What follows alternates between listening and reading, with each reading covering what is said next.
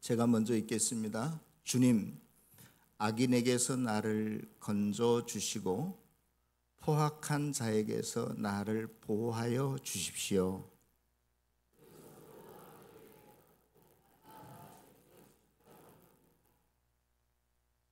뱀처럼 날카롭게 혀를 벼린 그들은 입술 아래에는 독사의 독을 품고 있습니다.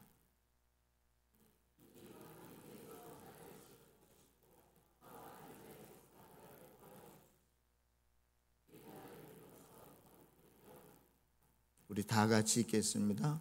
오만한 사람들이 나를 해치려고 몰래 덫과 올가미를 놓고 길목에는 그물을 치고 나를 빠뜨리려고 함정을 팠습니다. 우리나라가 남북이 화해 무드로 갈 때 2018년에 남측의 공연단이 북쪽 평양에 가서 콘서트를 했어요. 그런데 제가 뉴스에 그 북쪽에 가서 남한의 가수가 백지영이라는 가수가 부른 노래 제목이 뭐더라? 총 맞은 것처럼. 내가 그걸 듣고 깜짝 놀랐어요. 아니 뭐 비밀 지령을 내리려나? 아니면 남쪽에서부터 생명 내놓고 걸고 와서 북쪽에서 공연한다는 뜻에서 그런 노래를 불렀나? 그래서 제가 인터넷에 한번 찾아봤어요. 그랬더니 그 가사가 어떤 거냐면 총 맞은 것처럼 구멍난 가슴에 우리의 추억이 흘러넘쳐 잡아보려 해도 손가락 사이로 빠져나가 심장이 멈춰도 이렇게 아플 것 같지는 않아. 이러다가 내 가슴이 다 망가져. 어떻게 치료해줘? 아마 그 가사를 보면 여러분들이 무슨 내용인지 대충 이해가 되시죠? 아마 젊은 사랑하는 사람들이 사랑하다가 헤어지기 직전인지 아니면 이별 직후에인지 그 마음이 애달파하는 마음으로 그러한 그 가사의 노랫말이 형성이 된 것 같아요. 그런데 여러분, 사랑하는 사람과 헤어지는 것만이 우리가 총 맞은 것 같을까요? 우리가 이 땅을 살아갈 때 자식들에게도 총 맞습니다. 부모님들에게도 총을 맞고요. 남편에게도 총을 맞고 또 직장 상사나 친구에게도 총 맞은 것 같은 상황들이 참 많이 수시로 일어난다는 생각이 들었어요. 겉으로는 날 이해하고 사랑하는 그러한 말을 하지만 내 주위에 있는 사람들 모두가 자기 중심에서 이야기하기 때문에 날 향해서 마구잡이로 막 총을 쏘대는 총잡이들 같이 보이는 때가 많이 있다는 거예요. 나와 가까운 사람들이 내뱉는 사소한 말 한마디가 그들의 눈빛 하나가 행동 하나가 애사스럽지 않고 내게 총알을 마구 쏟아대는 사람처럼 또 비수를 나에게 날리는 것 같은 그런 경우가 많이 있음을 우리가 느낄 수 있게 되지요. 그러면 어떻게 하면 우리의 상처받은 마음과 또 어떤 쓰라린 마음을 치유하면서 우리가 살아갈 수 있을까? 거기에 대한 해답이 오늘 본문이 아닌가 싶습니다. 여러분, 그리스 로마 신화에 보면 바다의 여신인 테티스라고 하는 사람이 있는데 그 테티스가 아들을 낳았는데 그 아들의 이름이 아킬레우스예요. 그런데 이 엄마인 테티스가 자기의 아들을 아주 강한 사람으로 키우고 싶은 거예요. 그러면 어떻게 하면은 아들이 외부의 공격에 상처받지 않고 상하지 않고 강한 사람이 될 수 있을까 생각을 하다가 그 저승에는 그 스틱스라고 하는 그 저승을 9번이나 휘감고 도는 스틱스라고 하는 강물이 있는데 거기에 아기의 몸을 담갔다 빼면 그 아기의 몸이 강철처럼 무쇠처럼 단단해진다는 거예요.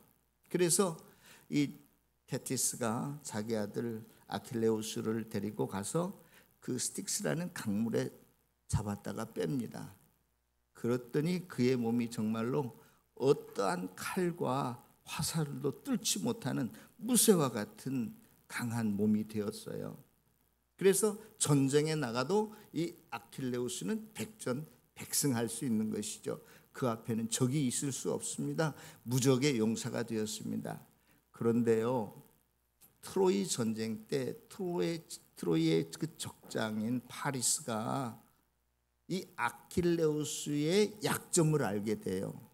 여러분, 아킬레우스의 약점이 뭔 줄 아십니까? 엄마가 아킬레우스를 이 발목을 잡아서 그 스틱스라는 강물에 풍덩 넣었다가 뺐거든요. 그래서 전신이 다 그 스틱스 강물에 묻은 전신이 무쇠와 같이 됐는데 어디를 자꾸 풍덩 넣었다가 뺐다고요? 발목을. 그래서 아킬레우스의 이 발목, 우리가 아킬레스건이라고 하잖아요. 이 발목의 힘줄이 제일 약한, 거기에 물이 안 묻었으니까.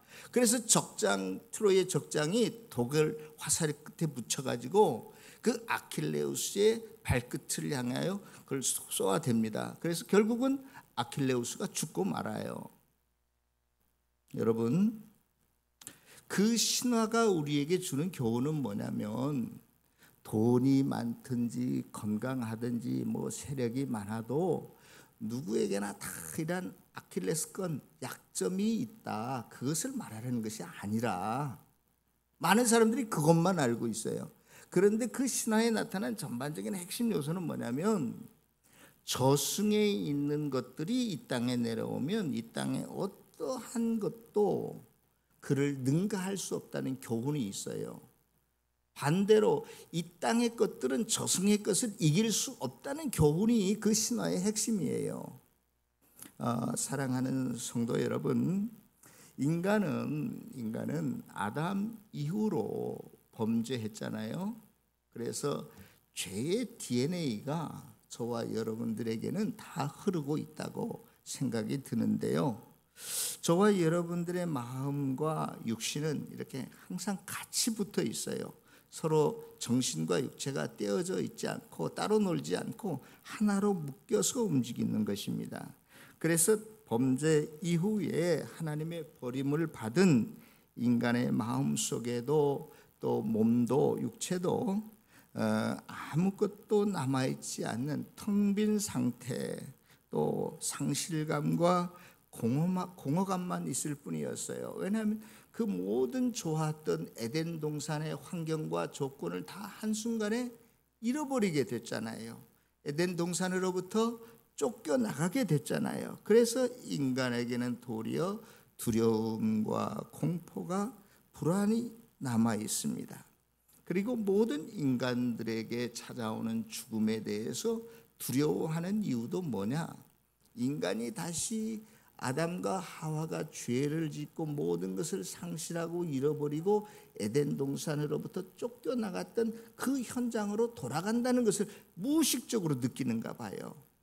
그래서 이것을 신앙적인 면에서 살펴보면 죽음 앞에 선다는 것은 아담과 하와가 범죄하고 하나님으로부터 쫓겨나는 그 상황으로 돌아가는 것이기 때문에 내 영혼이 하나님 앞에 섰을 때 또 버림받을까 봐, 또 저주당할까 봐, 하나님께서 모른다라고 외면당할까 봐, 저와 여러분들이 천국에서 영원히 버림받을까 봐 두려워한다는 거예요. 본능적으로, 신앙적으로 보면 사람이 죽고 육체의 몸이 없어지면 또 심리적으로 살펴보면 무엇도 없어지는 거예요? 자기의 마음도 없어지는 거예요. 인간 세상을 살아가면서 많은 사람들이 자기 마음의 욕구, 필요한 것들, 소원들을 있잖아요. 가지게 되면 무엇을 통해서 그걸 가지게 돼요? 육체와 하나 되었기 때문에 육체를 통해서 내가 좋아하는 돈도 얻고 사랑하는 사람하고 데이트도 하고 또 뭐 자식도 얻고 그러는 거란 말이에요. 그런데 내 육체가 불타버리고 한 줌의 흙으로 사라지게 되면 내 마음도 사라지고 그동안 내 마음을 통해서 소원했던 것들이 또 육체를 통해서 얻어 쌓고 내 마음속에 쟁여놓았던 그 모든 것들로부터 상실감, 아무 관련이 없게 된다는 본능적인 인간의 두려움이 쌓여 있기 때문에 모든 인간들은 죽음 앞에서 두려워한다는 거예요. 그러면 이러한 본능적인 죽음 앞에서 두려움과 공포와 무서움이 있는데 이것을 극복하기 위해서 인간들이 어떻게 하는 줄 아세요? 인간들은 죽기 전에 이 세상 것들에 대해서라도 내가 흠뻑 젖어 살면서 쾌락을 누리며 살고 싶은 마음이 본능적으로 있어요. 돈에 빠져서, 건강에 빠져서, 여가 생활이나 자기가 좋아하는 것들, 내가 사는 아파트, 차, 이런 권력이라도 쾌락이라도 흠뻑 빠져서 살 수밖에 없는 존재가, 하나님을 모르는 사람들은 그게 최고의 가치고 인생의 목표가 될 수밖에 없어요. 그래서 내가 가진 것들이 남이 가진 것들과 이렇게 비교해 보면서 내가 다른 사람보다 더 많이 가진 것 같으면 내가 그 사람 앞에서 우쭐대고 교만해지고, 또 내가 상대방보다 키도 작고 못난 것 같으면 또 주눅들고 실망하고 그렇게 사는 거예요. 그런 사람들 한결같이 우리나라 속담에도 있죠. 개똥밭에 굴러도 이승이 이 땅이 더 좋다. 죽음 이후에 대한 소망이 전혀 없기 때문에 그러한 속담이 생겨나지 않았나 하는 생각을 해봅니다. 제가 말씀드리고 싶은 것은 뭐냐면 인간의 마음, 육체, 삶 전체가 하나님을 모르는 사람들에게는 이 세상 것들에 대해서 모두 다 우리 그 발 뒤꿈치 한 부분만 아킬레스건이 아니라 우리 삶 전체가, 몸 전체가, 마음 전체가 아킬레스건이 되어 있다는 거예요. 그래서 우리가 하나님과 이렇게 상대적으로 비교해 보면서 이 세상을 살아갈 때 나한테 돈을 조금만 더 준다고 해도 글로 가버리고 말아. 예배 드리는 것보다도 내 아들이 더 중요해. 모든 것들이 다 약점이에요. 우리 아킬레스건이란 말이에요. 돈, 명예, 권력, 자동차, 무슨 건강, 내 자존심을 건드리는 아주 사소한 말 한마디, 눈빛, 행동 하나에도 화가 나고 때로는 막 분이 솟고 상처가 생기고 근심과 걱정이 우리들에게 찾아오게 됩니다.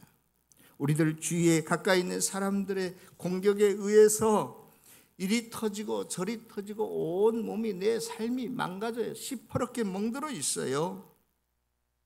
시기, 질투, 분노가 우리 마음속에서부터 일어납니다. 이 모든 것들은 실상 내 마음속에서 지르는 하나의, 저는 비명소리라고 생각해요. 여러분들 그렇지 않습니까? 저만 그런가요? 우리가 이 세상 것들에 대해서 너무나 취약해. 내 삶이 취약하고 내 몸이 취약하고 마음도 취약해. 조금만 내 자존심을 상하게 한다거나 내가 상대방보다 못하다고 느껴지면 이건 좌절을 넘어서 분노가 일어나고 내가 도리어 다른 사람을 공격해야 되고,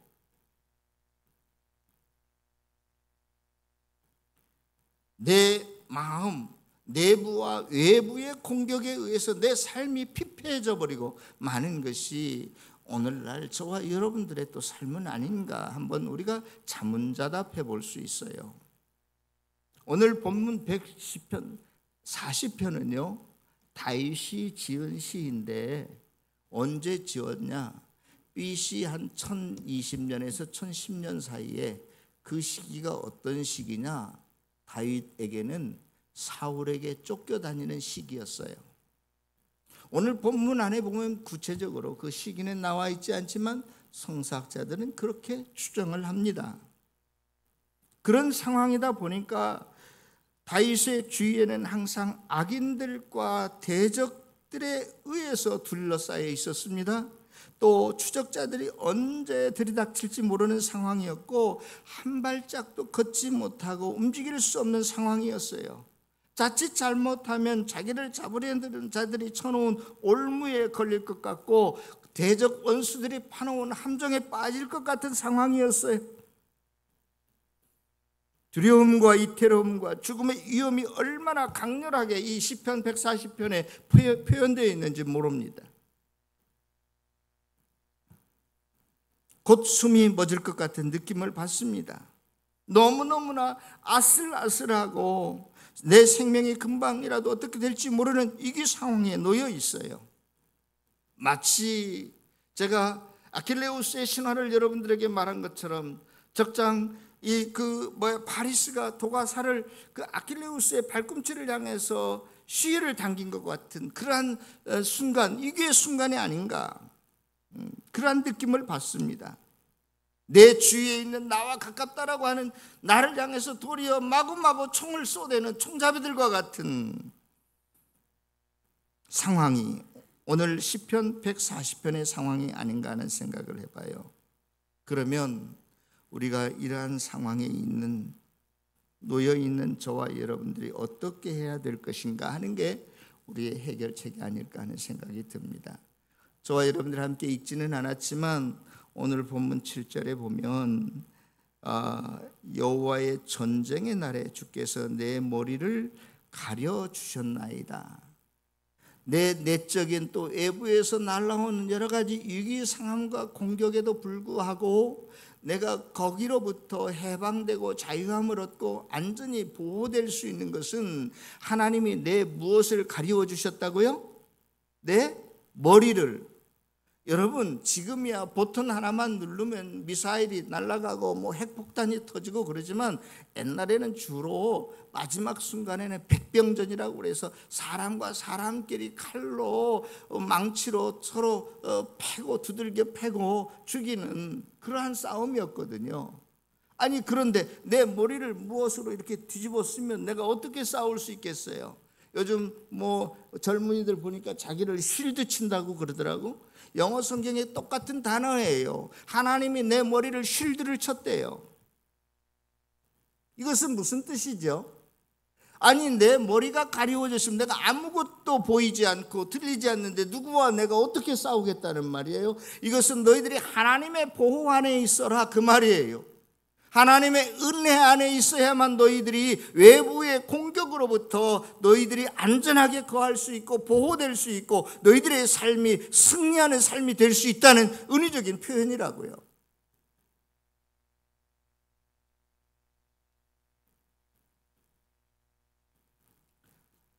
사랑하는 성도 여러분, 여러분들이 주위에 있는 사람들의 말 한마디 때문에 마음 상해하고 속상하고 분노가 일어나고 상처받고 그러지 마시고 그럴 때마다 내가 그를 향해서 대응하려고 하고 나도 같이 총을 쏘아야 되는 그러한 짓 하지 마시고 우리가 하나님의 보호 아래 은혜의 날개 안에 들어가야만 적들이 나에게 무슨 짓을 하는지 무슨 소리를 하는지 내 귀에 들리지 않고 나에게 보이지 않아야만 내가 거기에서 승리할 수 있어요. 저와 여러분들은 군뱅이도 밟으면 꿈틀거린다고 다 같이 항전해. 똑같이 대응해. 한마디 하면 도리어 두마디 하지. 그래서는 너희가 하나님의 보호함을 받지 못한다는 이야기예요.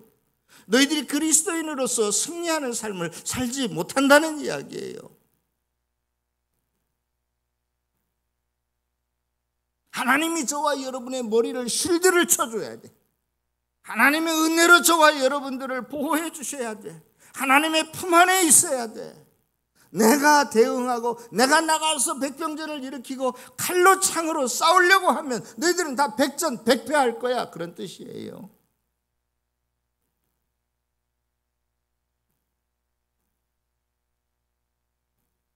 저는 전쟁에서뿐만이 아니라 여러분들이 이 땅에서 살아갈 때 어떤 사업을 해도 마찬가지입니다. 내 계획으로, 내 꾀로 여러분들이 직장을 다녀야 되나요? 물론 제가 지금 말하려고 하는 의도를 여러분들이 잘 아시리라고 믿습니다. 어떤 신학자는 이렇게 말했어요. 우리가 모든 것을 할 수 없는 것처럼 기도하고 또 이 땅에서는 내가 일하는 것처럼 살아가야만 우리가 승리할 수 있다. 기본적인 그런 관점이 조금 다르지만 아무튼 내가 이 시간에 여러분들에게 말씀드리려고 하는 게 그거예요. 우리는 너무나 내 자신이 나대. 요즘 젊은 사람 나댄다고 그러나? 예? 내가 다 하려고 해. 내가 너보다 키도 커. 내가 너보다도 더 똑똑해. 내가 너보다도 돈도 많이 가지고 있어. 많이 배웠어. 그래서 너쯤이 아무것도 아니야. 내가 얼마든지 너를 이겨낼 수 있어. 여러분, 그 사람은 이겨낼 수 있지만 이 세상에 나가보세요.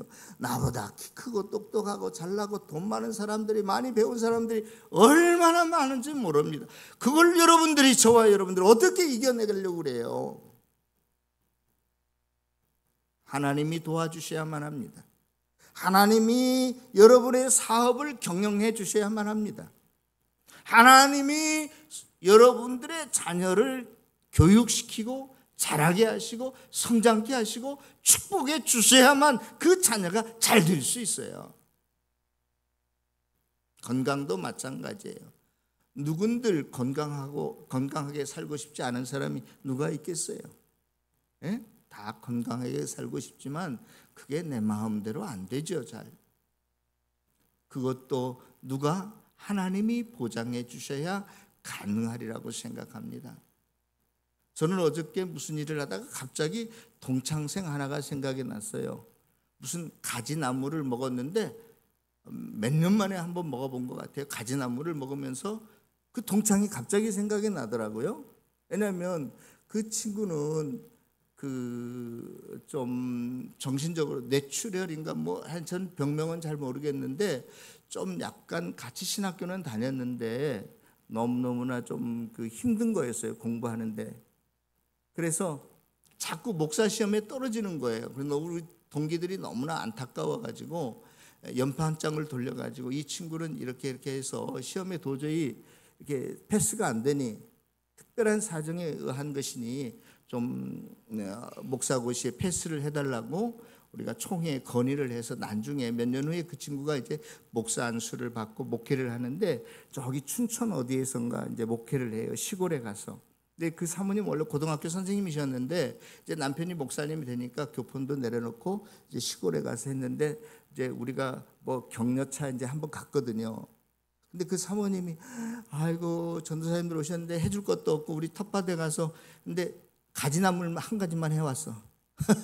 예? 가지나물 한 가지. 예. 우리 그거 맛있게 먹고 왔던 기억이 나.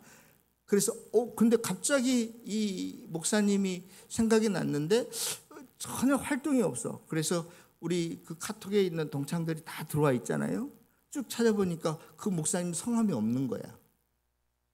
아, 이분은 벌써 하늘나라 가셨나 보다 하는 생각이 딱 들더라고. 여러분, 누구나 다 그분은 아주 좋은 대학도 나왔어요. 그런데 젊은 나이에 그렇게 중풍인지 뇌출혈인지 하여간 그렇게 되니까 몸도 잘 한쪽을 못 쓰고 말씀하시는 것도 그렇고 얼마나 참 우리가 보기에 안타까웠는지 몰라요. 그러면 그 젊은 나이에 건강을 잃었는데 누군들 건강하고 싶지 않은 사람이 누가 있겠어요? 저와 여러분들이 건강관리를 하는 것도 중요하지만 건강도 누가 지켜주셔야? 하나님이 지켜주셔야 가능한 겁니다.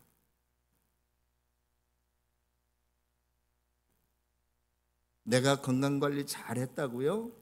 저는 심지어 이런 사람도 봤다니까요. 우리나라 최호텔에서 헬스장 같은 거 있잖아요. 거기서 트레이너요. 그러니까 우리나라 미스터 옛날에는 남자들 있잖아요. 그런 거 뽑는 거 미스터 대회. 우리나라에서 최고 잘하는 사람이니까 금상. 그 집 갔는데 그냥 이만한 액자에 막 이렇게 한 사진이 있더라고. 근데 그 사람이 수영장에 가서 친구들하고 놀다가 허리를 다쳤어. 1년 동안 아무것도 못한대. 그래서 제가 신방을 한번 가본 적이 있거든요. 그런데 사진 속에 이렇게 우람한 사람하고 1년 동안 아무것도 안 했다고 저렇게 사람이 변할 수 있나?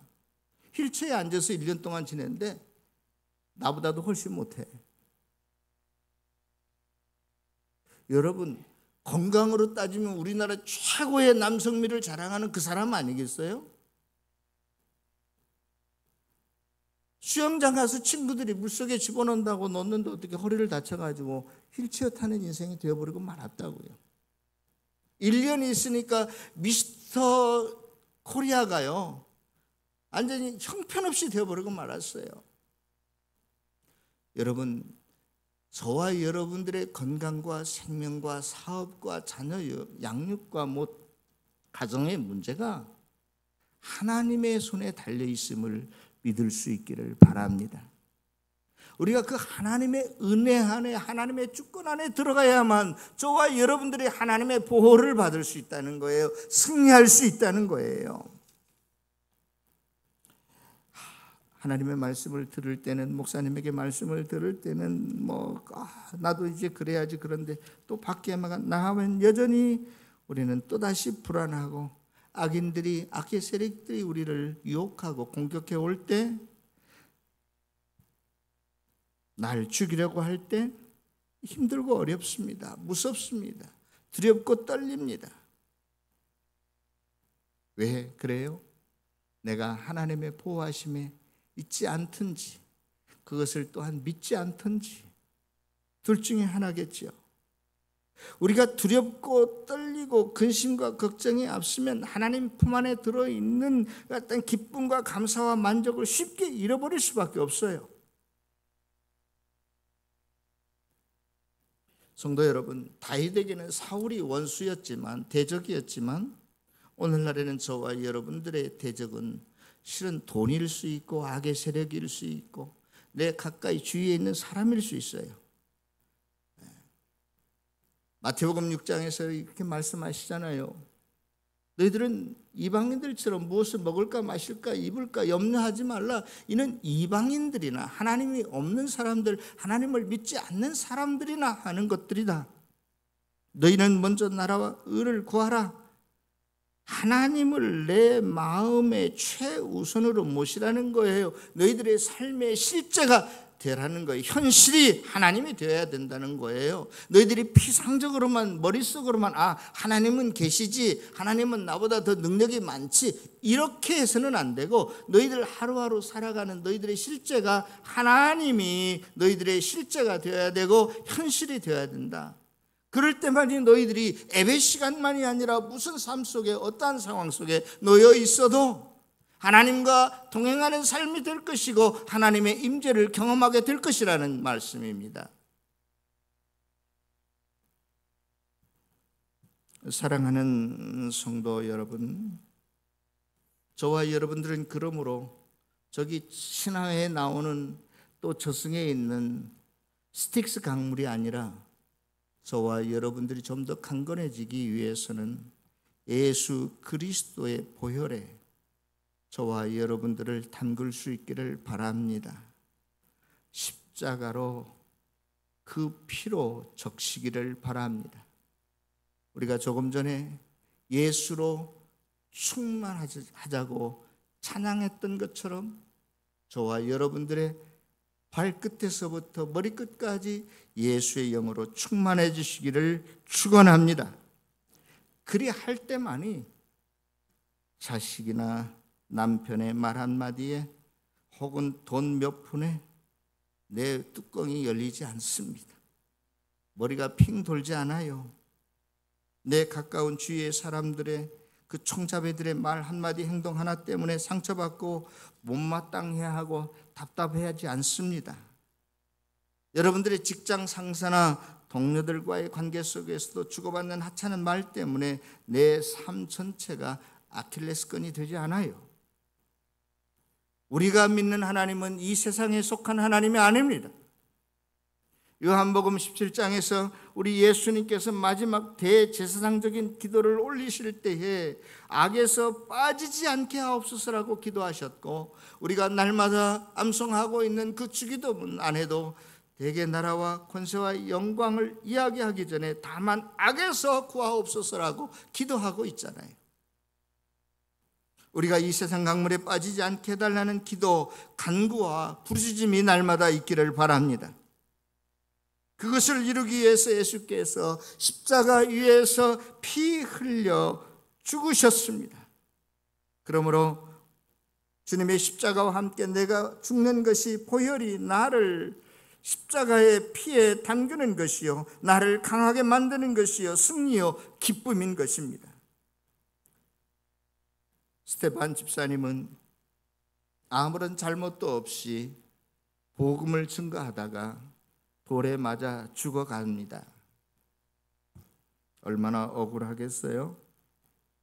그러나 그는 마음에 전혀 상처를 입지 않은 사람이었던 것 같아요.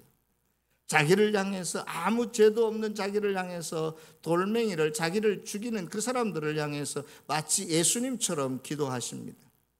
주여, 저들의 죄를 알지 못합니다. 저들을 용서하여 주시옵소서. 스테반 집사님은 굉장히 위대한 성인이었던 것 같아요. 그의 마음속에는 적이 없었어요. 아니, 자기를 죽이는 사람에게, 예수님만 그런 줄 알았더니 스테반 집사님도 자기를 향해서 돌을 던지는 사람들을 용서해 달라고 기도하셨잖아요.